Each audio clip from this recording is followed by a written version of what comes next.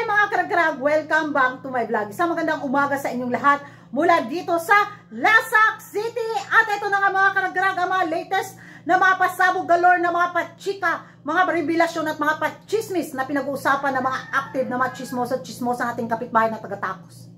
Doon ako napadpad. Kita niyo naman yung paminupusal outfit ni Kuragan, di ba? Kaayo. Ubing-ubi galore yung datingan natin. O, mura jukog tala-tala dire.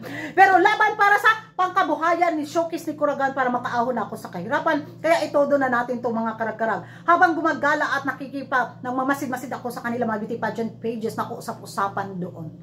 Ibininta na daw ni Hello the Universe ang Miss Universe Organization kay Raul Rocha. Rocha ba yung pag-pronounce sa apelyido niya? Sa Mexican entrepreneur na to. Isa talaga ako sa matuwa kung totoo man yung mga pachismis na to ngayon.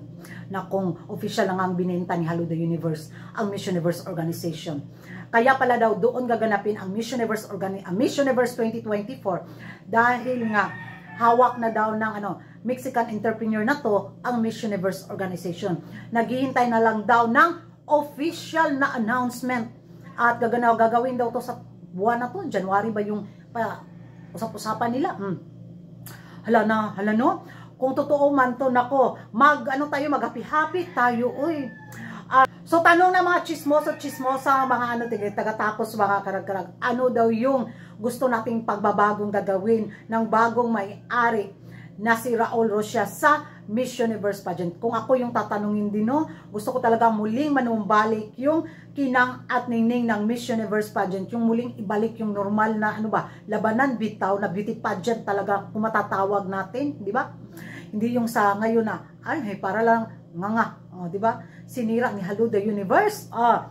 Pero hindi natin alam kung itong chismis na to ay may katotohanan. Abang na lang talaga tayo sa official na announcement. At alam naman natin na hindi talaga yan mapakali din si Hello the Universe.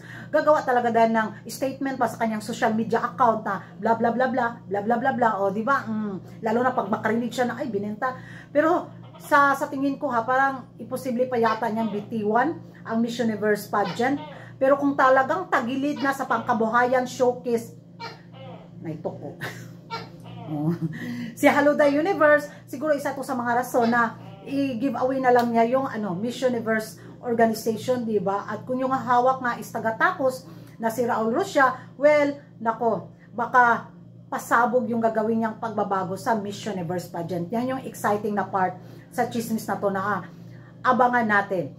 So, yan ang mga karag-karag, yung masasabi ninyo sa chika na to? Totoo kaya na ibinenta na ni Hello the Universe ang Miss Universe pageant sa Mexican entrepreneur na to?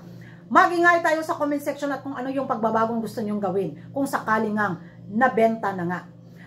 Thank you for watching and see you in my next vlog. Don't forget to like and subscribe my channel, Kuragan Karag, ang babaeng nagkarag-karag.